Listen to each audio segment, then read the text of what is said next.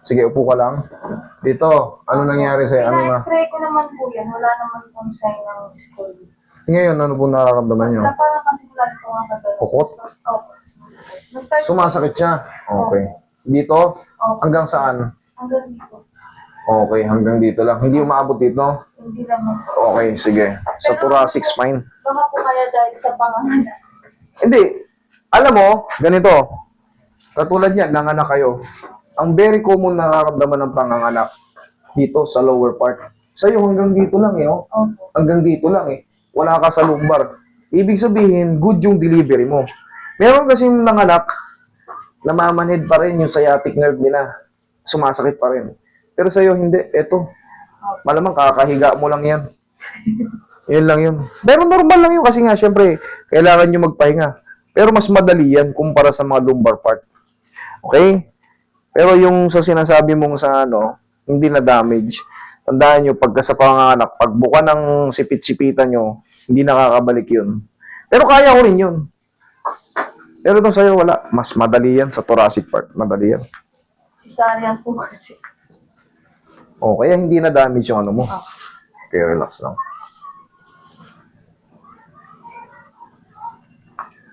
Tayo ka. Dali lang yun sa'yo. Shoot. Shoot, shoot.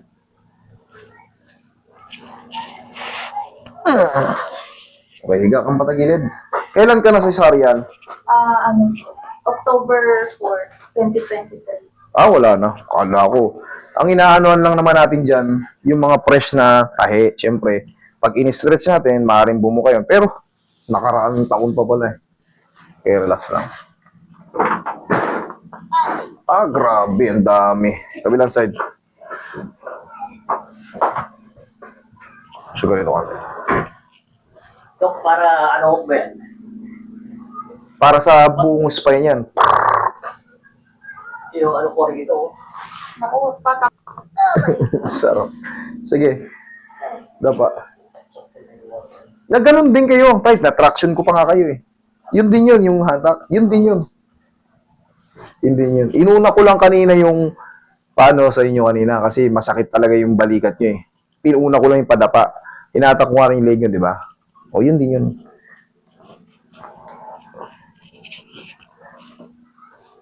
Binalibaliktad ko lang. Ito kasi, ito na yung original na pattern yan. Ito yung original na pattern. Okay, relax lang.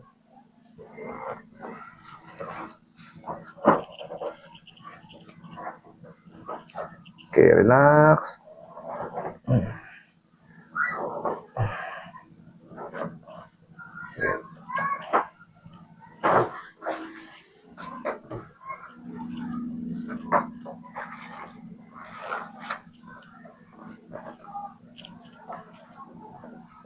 Oh. Bilis ah. Alright, massage mo to si ma'am.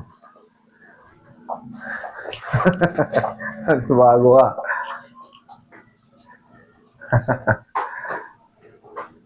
Diyan ka lang, mama.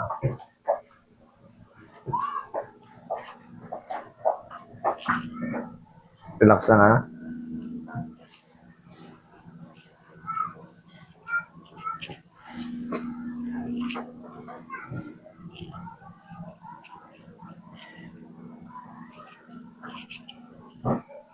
Tihaya ka, ma'am.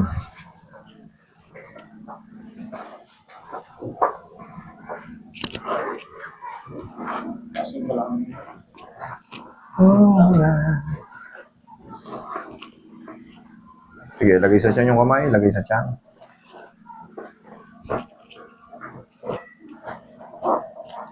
Inhale. Exhale. Diyan ka lang muna. Yan, in a few seconds lang.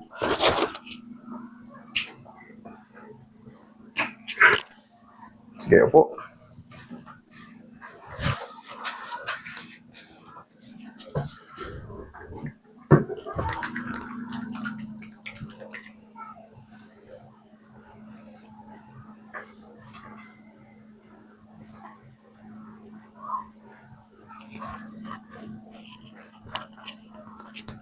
Yan ang tamang exercise.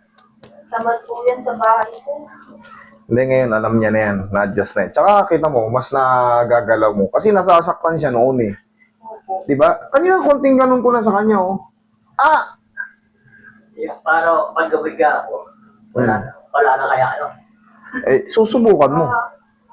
Hindi naman kaagad masisiro-siro yan. Gradually po nga na yan kasi naghihilom pa. Mamaya, tignan mo kung mas bearable mo na siya.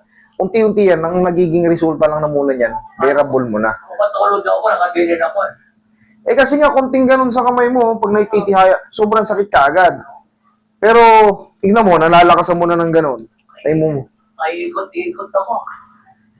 Ano, sir, pagka ganyan, kailan po kayo ulit next session niya? kung kaya nyo naman na, kung alam nyong nakakatulong sa inyo yung mga exercise na yun, or sabihin natin, kunyari, nabitin kayo, parang gusto nyo pang 3 weeks. After 3 weeks, parang konti pa lang nagbago, balik kayo. Pero kung 3 weeks, nakita nyo ba, okay na to muna, wala nang masakit eh, medyo naangat ko na eh. Dire-diretso na yun. Dire-diretso na yun. Kasi naghihil na siya. Pero pagka nararamdaman nyo, papitik ko pa to isa, parang nabitin eh. Ganun naman talaga, hindi na perfect. Pero, yun nga, sa tulong ng mga exercise na tinuturo ko sa inyo para makatipid din kayo.